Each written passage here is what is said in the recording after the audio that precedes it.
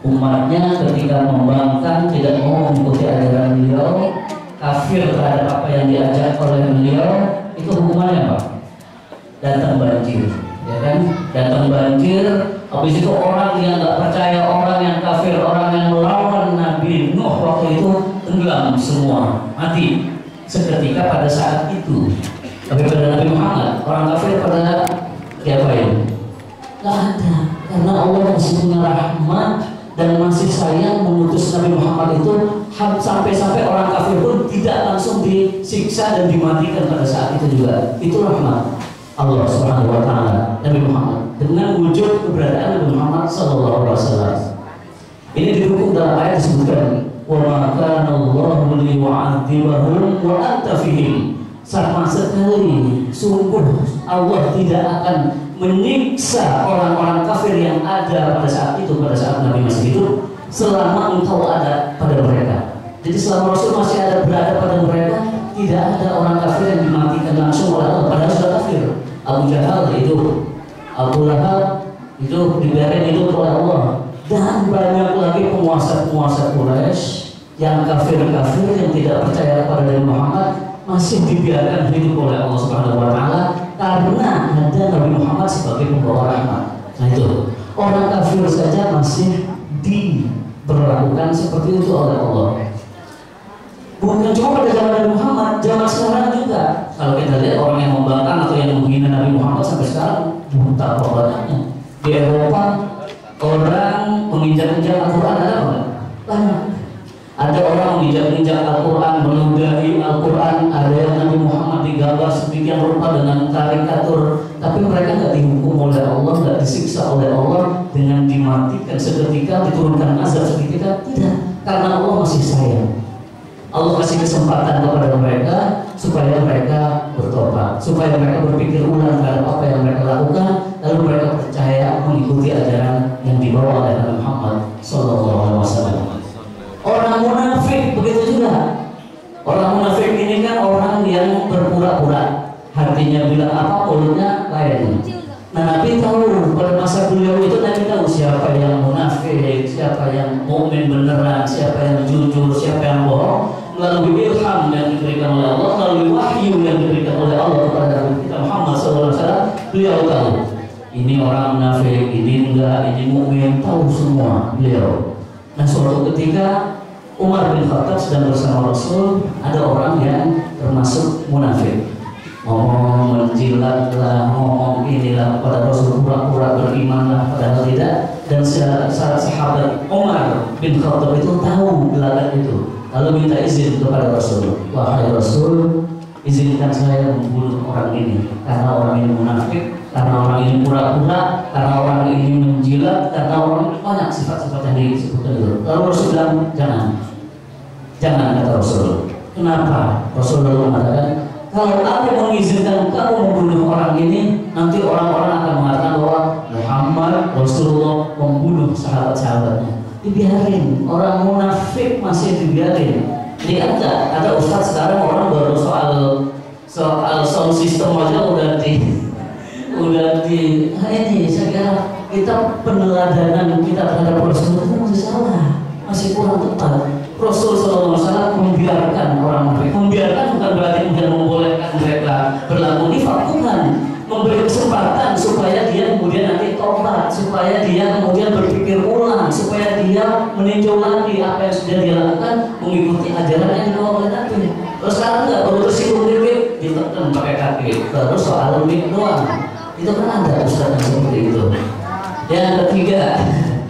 Yang ketiga itu kita mencoba memahami bagaimana kita meneladani Rasul dalam rangka kita memperingati Rasul hari lahirnya Maulid Nabi besar Muhammad SAW. Bukan cuma manusia, tadi kita katakan Nabi sebagai rahmat itu bukan sebagai rahmat hanya untuk manusia yang kafir, yang mukmin, yang munafik, tapi juga terhadap alam raya ini, terhadap binatang umpamanya. Ada salah satu sabda Nabi Muhammad SAW yang diriwayatkan oleh Imam Nasai, itu nanti di akhirat ada burung yang protes, ngadu sama Tuhan, ya Allah, aku ini dibunuh oleh fulan secara sia-sia, tidak dimanfaatkan. Apa yang maksudnya dibunuh sia-sia? Coba kalau kita tembak atau kita sembelih, kita ambil, kita makan dagingnya, boleh. Nah ini enggak, ada orang-orang yang punya duit, hobinya memburu, dia tembak, dia pergi ke hutan, habis ditembak, dibiarin, dimakan enggak, dia ambil, dikasih orang juga enggak, dibiarin begitu. Nah binatang-binatang yang kayak gitu nanti protes pada hari kiamat, protes sama Allah. Ini kenapa? Itulah rahmat Allah kepada binatang melalui Nabi Muhammad. Nabi Muhammad sebagai pembawa rahmat dan sebagai rahmat, rahmatnya terkena kepada binatang. Sampai binatang pun jangan dibunuh kalau tidak untuk kepentingan kita. Kalau sia-sia kalau ditembak begitu, dibunuh seperti itu, diburu seperti itu di hutan, nggak dimakan, nggak disembelih, itu kan sia-sia, mati sia-sia. Dia akan protes nanti di akhirat kepada Allah. Tapi kalau dibunuh, disembelih untuk kepentingan manusia, hari raya Idul Fitri, hari raya Idul Kurban, kita motong sapi, motong kambing, pas akikah kita potong kambing, ayam kita potong, dagingnya kita makan, itu nggak apa-apa, dia nggak protes. Memang dia diciptakan oleh Allah untuk kepentingan manusia. Tapi kalau ada binatang yang dibunuh seperti itu hanya untuk senang-senang saja, ini kan ada gejala-gejala seperti ini. Banyak orang yang merasa punya duit, hobinya udah bingung siapa lagi yang ditembak, orang udah ditembak. Sekarang tinggal cari dia ke hutan, dia pergi ke hutan, dibunuh itu binatang-binatang. Nggak boleh, itu namanya nggak rahmat, nggak kasih sayang kepada binatang. Karena Rasul Shallallahu Alaihi Wasallam merupakan pembawa rahmat dan beliau sendiri adalah rahmat bagi alam semesta, bukan cuma rahmat bagi umat manusia.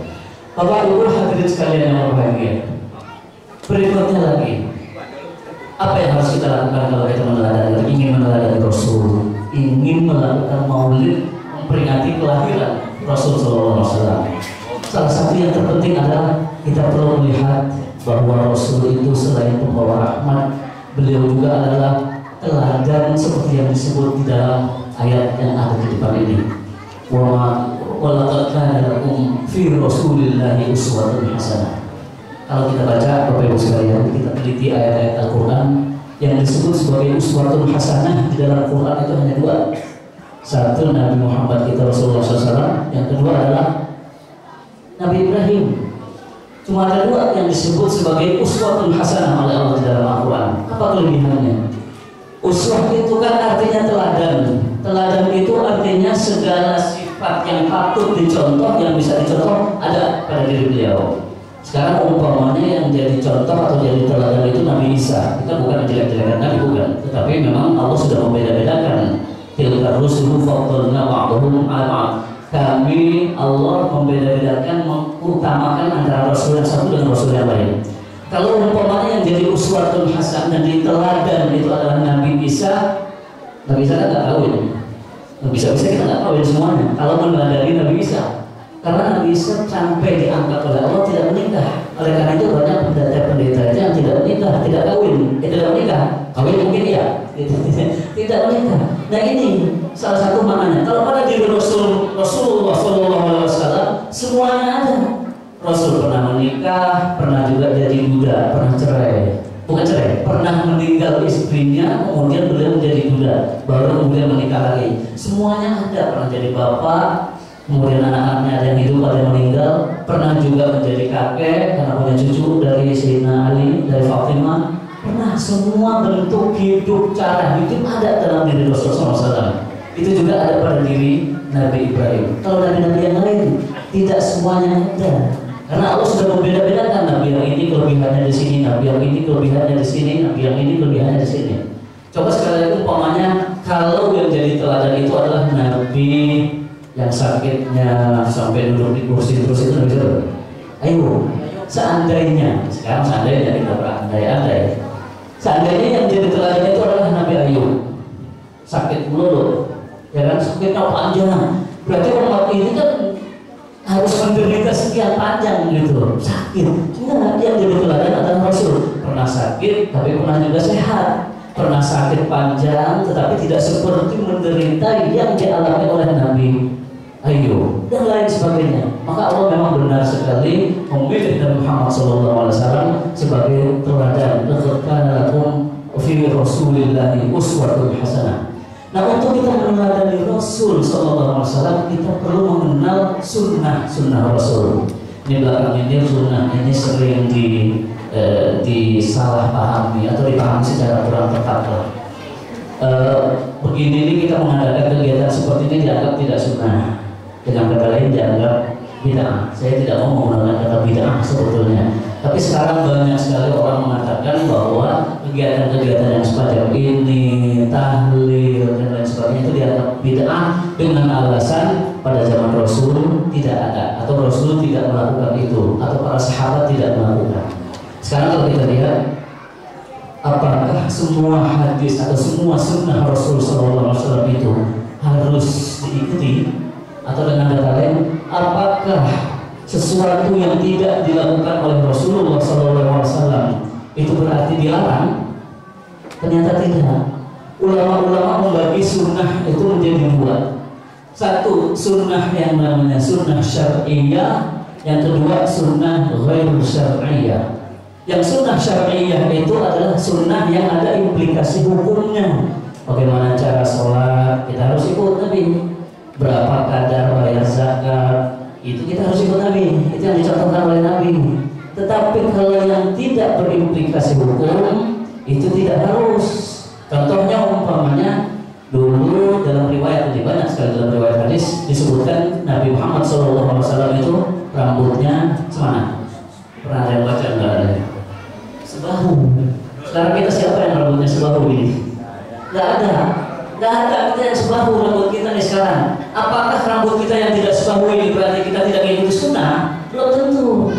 Memang ada ustaz yang sebahu rambut, bahkan lebih ya, lebih panjang lagi ya. Ustaz siapa namanya itu, ada yang itu artinya memang ada sunnah-sunnah yang harus kita ikuti atau yang sebaiknya kita ikuti, tapi ada juga sunnah atau kebiasaan Rasul yang tidak harus. Tidak harus. Sekarang kalau kita ini mengikuti itu, menganggap itu sebagai sunnah yang harus diikuti, kita semua udah nggak ikuti sunnah ini karena kita nggak gondrong. Nabi gondrong sampai sebahu dulu. Gitu. Nah sekarang apa bedanya? Sekarang bagaimana kita bisa membedakan mana ini sunnah yang syar'iyah yang ada implikasi hukumnya dan mana sunnah yang tidak ada implikasi hukumnya? Nah ulama-ulama Bapak Ibu sekalian itu mencoba membagi di antaranya. Kalau perbuatan Nabi itu umpamanya menyangkut pakaian dan makanan kebiasaan, itu biasanya termasuk sunnah yang ghairu syar'iyah. Umpamanya Nabi dulu pernah disodorin makan oleh sahabat ketika beliau datang dalam sebuah jamuan makan di rumah sahabat, disodorin top itu kurang lebih kayak biawak lah. Itu Nabi nggak makan, tapi sahabat yang lainnya makan. Berarti sahabat yang lain nggak ngikutin Nabi dong, nggak sunnah dong. Nah gitu. Sunnah juga itu hanya karena kebetulan Nabi nggak suka nggak suka biawak. Jangan gara-gara karena Nabi nggak makan biawak lalu kita nganggap semua kita harus nggak makan biawak. Nggak apa-apa kita makan biawaknya, karena sahabat yang lain makan juga gitu. Itu jadi yang berkaitan dengan pakaian, berkaitan dengan makanan, nggak harus kebiasaan, cara jalan, itu tidak harus dikatakan sunnah yang harus diikuti. Dalam arti kalau kita tinggalkan itu kita berdosa. Ini yang sekarang belakangan terjadi kan begitu. Semua dianggap bid'ah, yang nggak dilakukan Rasul dan terus kita lakukan, semua dianggap salah. Padahal tidak semuanya. Kita ambil contoh lain lagi, Bapak Ibu sekalian. Dulu waktu Nabi baru datang ke Madinah, awal-awal membangun masjid, itu khutbah Jumat beliau itu di mana? Berdirinya beliau itu di mana dulu? Ya di depan, pasti di depan ya. Khutbah nggak mungkin di belakang. Nabi khutbah Jumat waktu awal-awal dibangun masjid di Madinah itu, di mana beliau berdiri khutbahnya itu? Beliau cuma bersandar di pohon korma, bersandar di pohon korma, gitu. Sekarang kalau kita anggap itu sunnah yang harus kita ikuti, kita juga semua nggak sunnah, nggak ada pohon korma, nggak ada batangnya di sini, di masjid-masjid di Indonesia nggak ada. Itu karena waktu itu belum terbayang, belum terpikir oleh Nabi bagaimana sebetulnya melakukan khutbah, membuat tempat khutbah. Terbukti bahwa pada masa kemudian, beberapa tahun kemudian, sahabat-sahabat banyak yang usul, ya Rasul, ini kita jumlahnya sudah lumayan banyak, tambah banyak. Kami yang di belakang tidak bisa melihat wajah engkau ketika engkau berkhutbah. Bagaimana kalau kita bangun mimbar? Bagaimana kalau kita buat podium? Dibuatlah mimbar kemudian yang sedikit lebih tinggi dari tempat duduknya jamaah yang lain. Itu Jadi sunnah nggak berarti yang nggak dilakukan oleh Rasul itu menjadi haram semua. Banyak persoalan. Rasul nggak pernah bikin mimbar, yang bikin mimbar itu para sahabat, idenya itu para sahabat. Tetapi yang dilakukan oleh Rasul yang betul-betul ada implikasi hukumnya, nah itulah yang harus kita lakukan, yang harus kita ikuti. Nah ini yang ketiga, Bapak Ibu sekalian, ketiga apa keempat ini coba. Yang ketiga, Rasul tadi sebagai rahmatan lil alamin, kemudian Rasul sebagai teladan bersama-sama dengan Nabi Ibrahim. Yang ketiga, Nabi itu juga disebutkan di dalam Al-Quran, beliau selain membawa rahmat, beliau itu membawa ajaran yang paling mu'tadil, paling wasat, paling tenang. Kalau datang, kita akan salam. Nabi Muhammad membawa ajaran yang terbaik. Kalau kita lihat Bapak Ibu, dalam sejarah agama yang diturunkan oleh Allah Subhanahu wa Ta'ala itu ada berapa, Bu? Bapak, yang dari langitnya, agama yang diturunkan langsung oleh Allah, agama besar itu ada 3 sekurang-kurangnya, 4. Ada 3, ada Yahudi, ada Nasrani, ada Islam yang terakhir yang turun dari langit. Memang sebenarnya Islam itu adalah agama semua nabi, karena semua nabi mengajarkan tauhid. Tetapi secara formal yang kemudian diakui oleh masyarakat disebut oleh masyarakat sebagai agama itu ada 3. Agama Yahudi, agama Nasrani, kemudian terakhir agama Islam. Agama Yahudi sudah diselewengkan oleh umatnya. Kita tahu umat Nabi Musa, Nabi Musa bangsa Yahudi itu dulu kebiasaannya membunuh para nabi. Karena mereka menganggap banyak nabi-nabi yang diutus kepada mereka itu dibunuh karena nggak suka, karena mungkin ajarannya dianggap nggak cocok, dibunuh.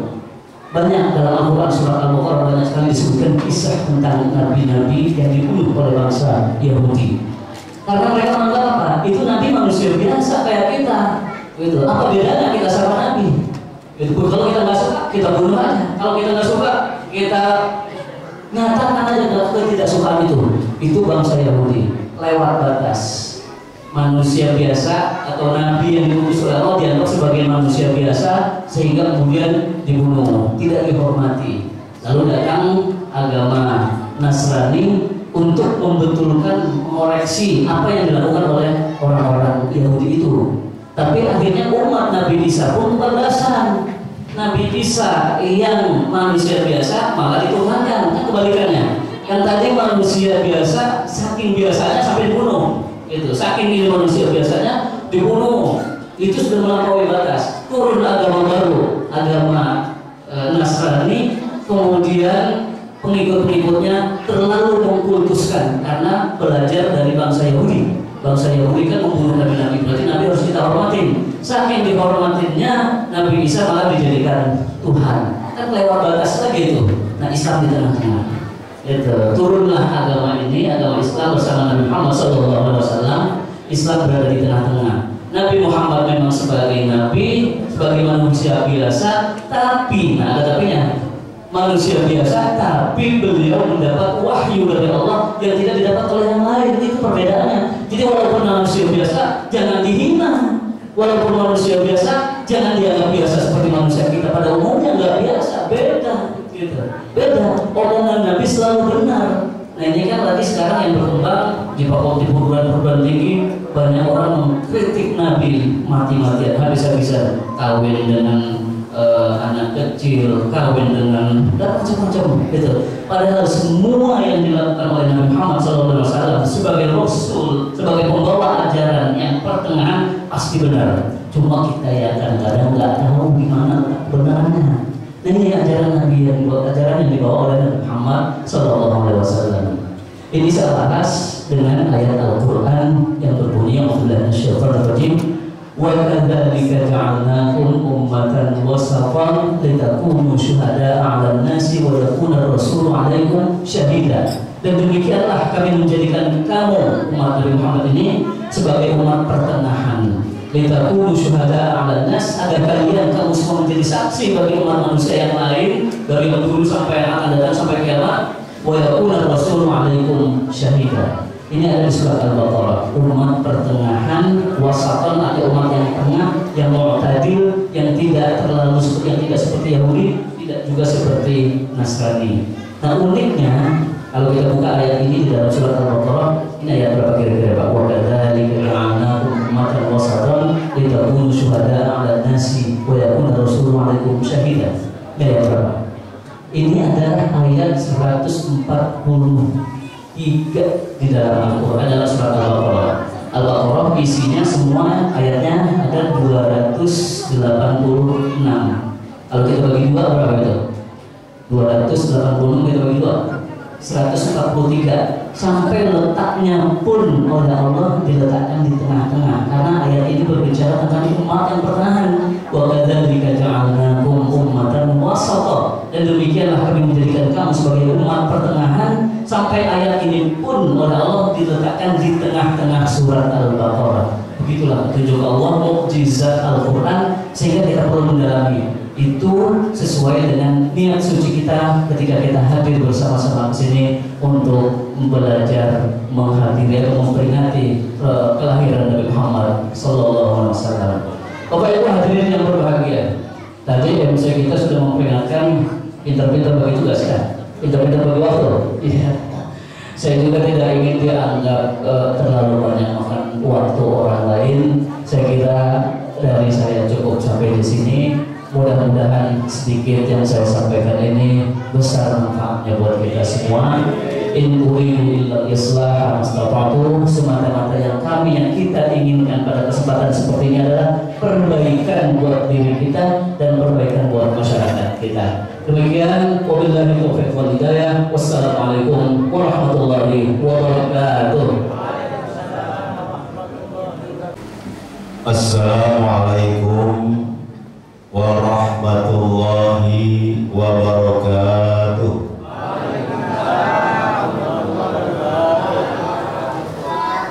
Ibu ngeliatin aja dong, nggak jawab. Jawab Bu. Salam 3 keberkahan yang Allah berikan. Lagi ya. Assalamualaikum warahmatullahi wabarakatuh.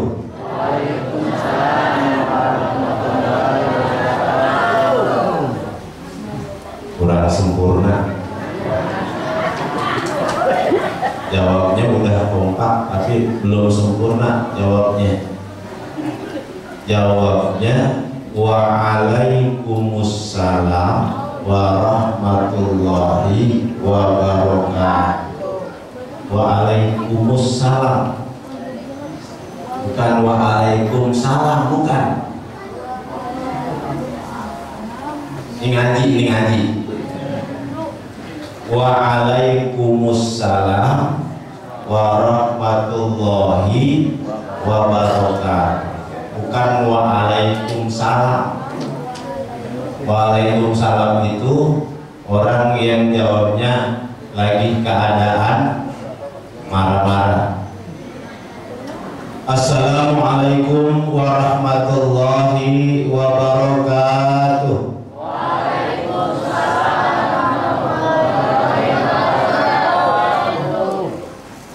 Bismillah walhamdulillah wal khairu wasyarru bimasyiatillah. Wassalatu wassalamu ala Rasulillah Muhammad ibn Abdillah wa ala alihi wa ashabihi wa man tabi'ahu wa wala. Subhanaka la ilma lana illa ma 'allamtana innaka antal alimul hakim. Rabbi shrah li sadri, amin, wa yassir li amri, wahlul 'uqdatam min lisani yafqahu qawli. Rabbana zidna 'uluman nafi'ah warzuqna fahman zakiyah ya rabbal alamin. Al-mukarramun, para alim ulama, bilkhusus guru kita yang baru saja menyampaikan tausiahnya, Kiai Haji Muhammad Arifin MA, Al-Mukarram Kiai Haji Muhammad Najib. Saya minta tulisannya aja, orang belum kenal. Yang mana tuh orang belum kenal, insyaallah. Al-Mukarram Al-Ustaz Dr. Andes Haji Mahmud, Al-Mukarram Al-Ustaz Haji Kamdi selaku Ketua Musalla Al-Muhajirin,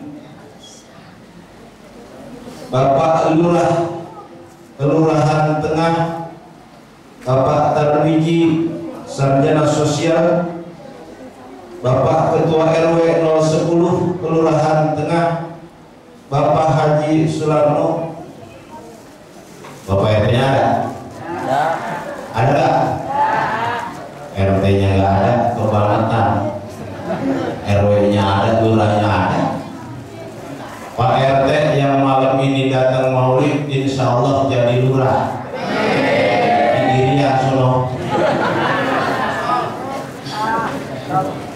Yang datang maulid, insya Allah jadi lurah. Ibu hadirat yang sama-sama dirahmati Allah, para remaja yang sama-sama dirahmati dan dimuliakan Allah Subhanahu wa Ta'ala, sahabat saya Al-Ustaz Imroni, Al-Ustaz Syahbani Arman, tadi dari tahun 85 baru ketemu. Memang yang namanya baru ketemu bukan yang ditanyakan kepada saya itu, ente udah punya rumah atau belum. Yang ditanya punya anak berapa. Banyakan dia nggak taunya. Dia 7, saya 3, 4 bedanya. Tapi alhamdulillah punya anak berkah. Tadi sama-sama telah kita dengarkan nasihat. Ibarat ikan ayam, pahanya udah diambil sama Ustaz Haji Arifin, dada mentoknya juga begitu. Saya pikir saya mau nerangin apa, paha udah diambil, dada mentok udah diambil. Udahlah saya nerangin bulu ayamnya aja. Insya Allah bulu ayam juga ada manfaatnya. Dulu kalau masih zaman kita nih umur 40 tahun ke atas, kalau kita punya anak korengan, panasilin, kita celupin di bulu ayam, kemudian kita olesin itu koreng ke anak kita, insya Allah sembuh bulu ayam. Itu baru bulu ayam doang, belum dagingnya. Dagingnya udah diambil tadi. Itu yang pertama, manfaatnya ada masih walaupun bulu ayam. Ntar ibu kalau pulang dari maulid dapat apa semalam? Bulu ayam. Yang kedua, bulu ayam manfaatnya kalau kuping kita lagi gatal, enak banget ya kan? Masya Allah, sambil tiduran geli-geli nyoy, sambil tiduran tuh bulu ayam dulu. Yang ketiga, bulu ayam bisa dibikin kemoceng. Ibu kalau membersihkan kaca itu dari bulu ayam, ada manfaatnya masih. Yang keempat, bulu ayam bisa keluar negeri. Shuttle, masya Allah, bulu tangkis luar negeri itu bulu ayam. Itu bulu ayam. Kenapa saya bicarakan bulu ayam? Karena tadi dagingnya udah diambil. Yang kedua, ayam itu masih berkah hidupnya. Walaupun ayam itu orang hajatan, ayam mati. Ayam mati kan? Benar. Orang pindah rumah, ayam mati. Anak sunatan, ayam mati. Bapak maulidan di Muhajirin ini, ayam mati. Bongkar rumah, ayam mati. Pokoknya semuanya apabila ada sesuatu manusia yang kerjakan, semua itu ayam mati. Tapi walaupun ayam itu mati setiap hari, berkah hidupnya. Contoh, ini baru permukaan. Orang saya sudah ceramah. Katanya jam 11. Lama juga. Daripada saya ngapa-ngapain lama bahannya habis, ini aja dulu. Ayam hidupnya teratur, disiplin. Kalau dia sudah sore, ayam masuk ke kandang yang punya kandang. Naik ke atas pohon, kalau memang ayam itu tidur di pohon. Kalau sekarang jarang kita punya pohon. Kalau sudah malam itu ayam, ya disiplin. Walaupun bapak maulid ada ayam di atas pohon, ayam nggak turun. Ada dangdutan di bawah, ayam nggak turun. Ada apa saja, kalau ayam sudah masuk ke dalam kandang, ayam tetap tidur. Itu disiplinnya ayam.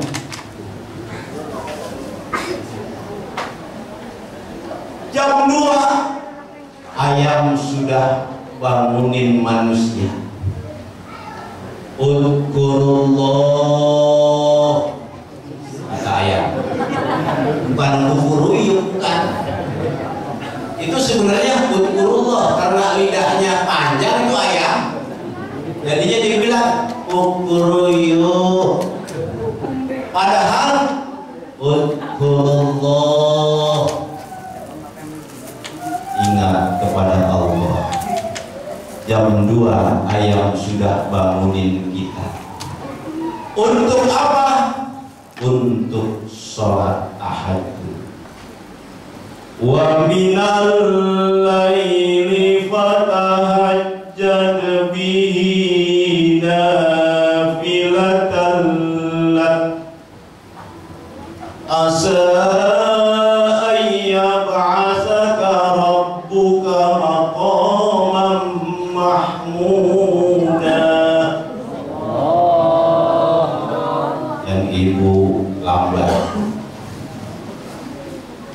di pertengahan malam.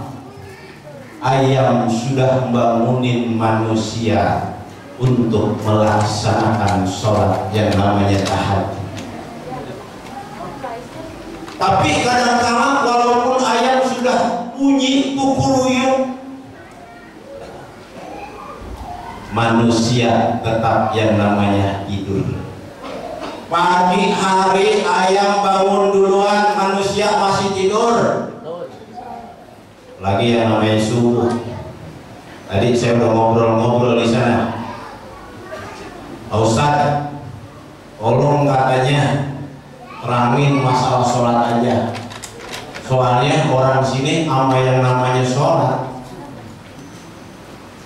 Yang namanya sholat orang sini, alhamdulillah. Kalau bisa terangin orang yang nggak sholat bagaimana siksaannya. Siksaannya aja, jangan pahalanya. Makanya nggak salah tuh. Kita dengar wali kota Bengkulu itu memberikan satu rancangan, masjid sudah dibangun di mana-mana, masjid musola bagus, isinya kosong. Ini sekarang kalau saya ibaratkan masjid musola bagus, ibarat orang punya HP. HP bagus, semua ada di situ di dalamnya, tapi kadang-kala pulsanya nggak ada. Anak muda HP-nya keren-keren. Giliran orang tua mau telepon, bilangin saudaranya di Bandung. Nah, tolong kabarin saudara kita yang ada di Bandung. Kalau bisa suruh ke sini. Apa kata anak yang punya HP yang bagus? Pulsanya nggak ada, Mak. Tapi kalau yang HP-nya yang jadul, wah kadang-kala pulsanya penuh. Yang lamaan penuh. Ini ibarat semacam itu, masjid di mana-mana bagus, musola bagus, isinya kosong. Ini ibarat HP yang bagus tapi nggak punya pulsa. Ayam bangunin pagi subuh, udah bangunin, kemudian ayam bangun duluan, manusia belakangan. Ayam sudah dapat makanan, bahkan dia sudah kawin beberapa kali. Itu ayam. Manusia masih hidup, makanya ayam hidupnya berkah. Beda dengan kucing. Kalau kucing itu kalau lagi mau kawin itu kucing, Masya Allah, naik ke atas genteng, masuk ke dalam internet ya kan, masuk dalam internet, kadang-kadang jebol internet kita gara-gara kucing mau kawin. Malam dia begadang berbunyi terus menerus, giliran mau subuh kucing tidur. Kucing tidur giliran subuh. Itu seperti anak muda tuh.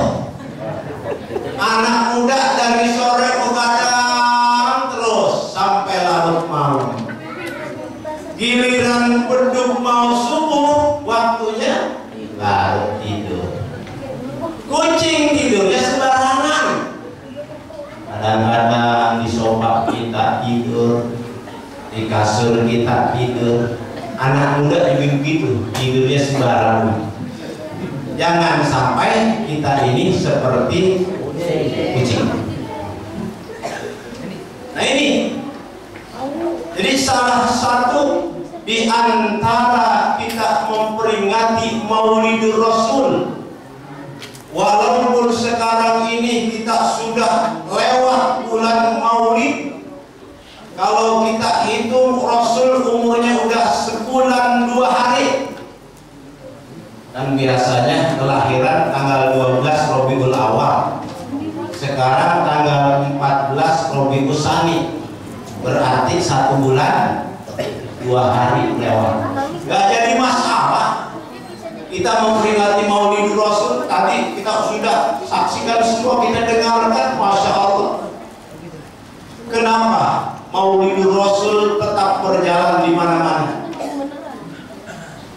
Kita lihat siapa itu Rasulullah Shallallahu Alaihi Wasallam. Rasul waktu dikandungnya oleh ibunya yang bernama Siti Aminah, beda dengan ibu yang mengandung anak. Kalau Siti Aminah waktu mengandung nggak merasakan apa-apa, tapi kalau istri kita yang mengandung, Masya Allah, 1 bulan 2 bulan ama nasi enak,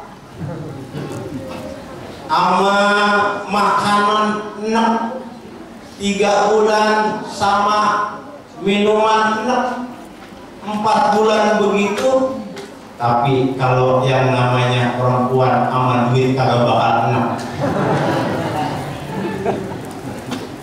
Malah lagi begitu tuh, minta segala macam, udah hamil. Nah, setelah Rasulullah Shallallahu Alaihi Wasallam dilahirkan, siapa yang menyambut pertama kali? Di dalam kitab Tiba, Fahtazal arsyu toroban wasdibsar, wazdadal kursiyyu haibatan wa waqara wamtala'atis samawati anwara wa dajjatil malaikatu tahlilan wa tamjidan wastighfara subhanallah walhamdulillah wa la ilaha illallah wallahu akbar subhanallah walhamdulillah wa la ilaha illallah wallahu akbar wa la haula wa la quwwata illa billahil aliyyil azim. Saya ingat Ustaz Jeffrey almarhum yang dipanggil dalam usia yang cukup muda, 40 tahun lewat 16 hari. Mana anaknya masih kecil-kecil, mana istrinya,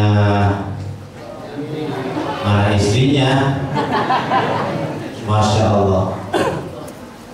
Saat Rasulullah dilahirkan, fahtazzal arsyu taraban wastibsyara, aras pada saat itu, kursi pada saat itu goyah. Wamtala'atis samawati anwara, pada saat itu Nabi dilahirkan, langit penuh dengan cahaya, malaikat genggam gembira untuk mengucapkan kalimat-kalimat thayyibah dengan kata subhanallah walhamdulillah wa la ilaha illallah wallahu akbar. Ini. Tapi kalau kita lahir dulu nggak begitu. Dulu waktu tahun 70-an orang tua kita mau melahirin itu enggak ke rumah sakit, di rumah lahirnya. Istri sedang mules, mau pembukaan pertama, ibu yang mau pembukaan pertama pada saat itu pinggang sakit. Yang kedua, Masya Allah, sakitnya seperti digebukin orang, katanya. Yang ketiga, pembukaan suruh naik ke atas balik dulu. Yang keempat, suruh ngangkat. Yang kelima, baru suruh ngeden keluar. Suaminya nungguin, keliling rumah sambil baca alam nasroh laka sodrok wa wadokna anka wisrok alladhi anqad dhahrok wa rafa'na laka dhikrok fa inna ma'al usri yusra inna ma'al usri yusra fa idza faradta fansab wa ila rabbika farghab. Lili berapa kali putaran lahir. Kalau sekarang udah gak keliling lagi. Kenapa? Rumah udah gak ada dahannya. Mau keliling mana? Mau keliling sono ke kelurahan kan agak kejauhan, keburu gempor duluan terus suami. Kalau sekarang udah nggak pakai keliling lagi. Itu kelahiran Rasulullah Shallallahu Alaihi Wasallam begitu hebat. Lahirnya saja malaikat yang menyambut, aras yang menyambut, langit penuh dengan cahaya. Kalau kita yang menyambut dulu dukung beranak, sekarang bidan memasak. Ini berbedanya Rasulullah dengan kita. Lalu kalau kita cinta kepada Rasulullah Shallallahu Alaihi Wasallam, maka kita harus laksanakan apa yang disyariatkan oleh Allah, apa yang diperintahkan oleh Allah Subhanahu wa Ta'ala. Terutama jangan tinggalkan yang namanya sholat. Ini sekarang tantangan hidup kita selaku orang muslim cukup berat, Pak. Kenapa? Yang pertama, tantangan umat Islam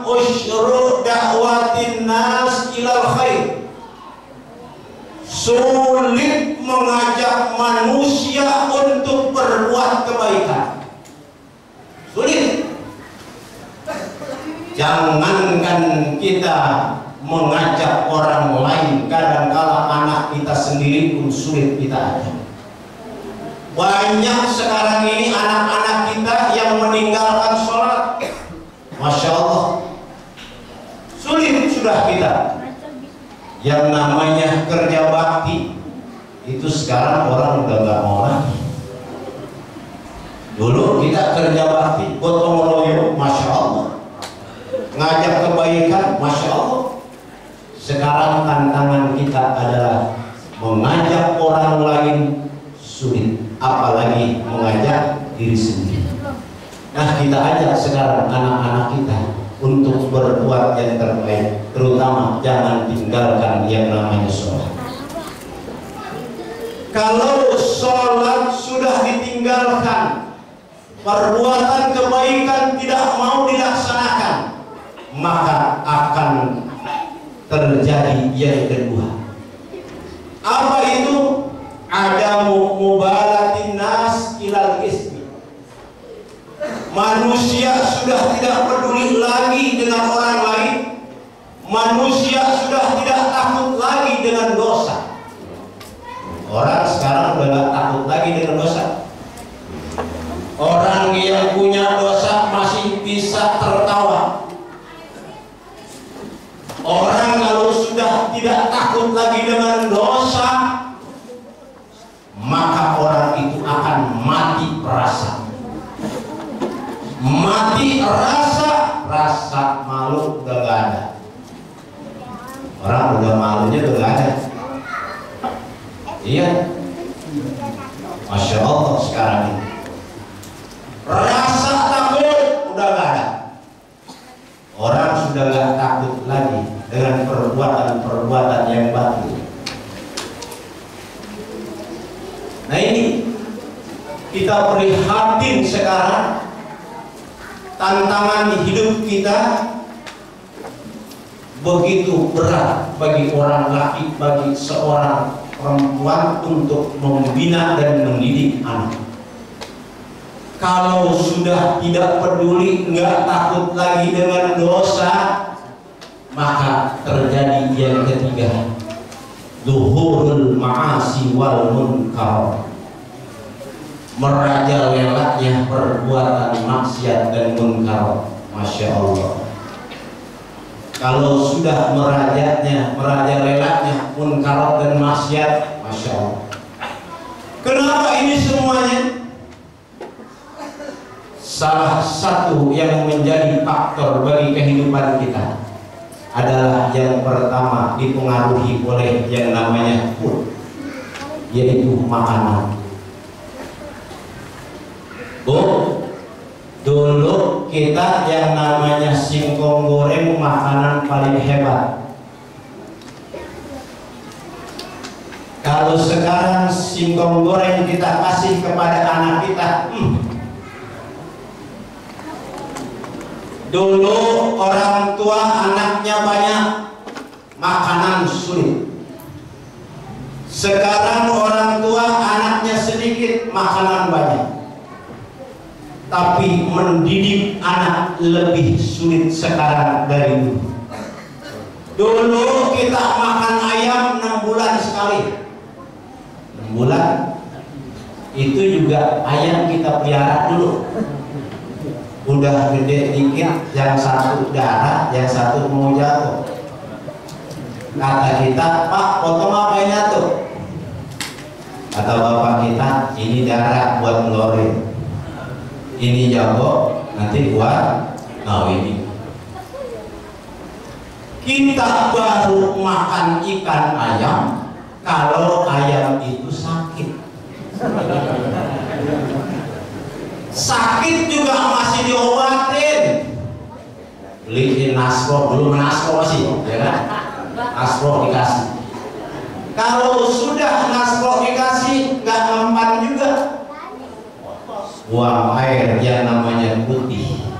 Kalau sudah putih, obatnya pisau. Baru kita makan ikan ayam. itu juga ngolahinnya cuma dikuningin, dikunyitin doang, uyuh airnya udah nikmat bener. Masya Allah,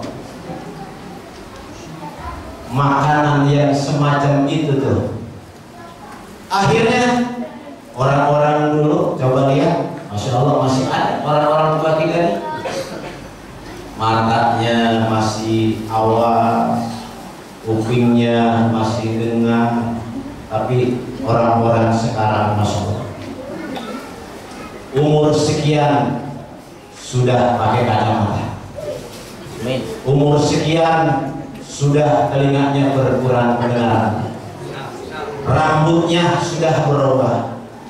Disitulah waman nu'ammirhu nunakishu fil khalqi.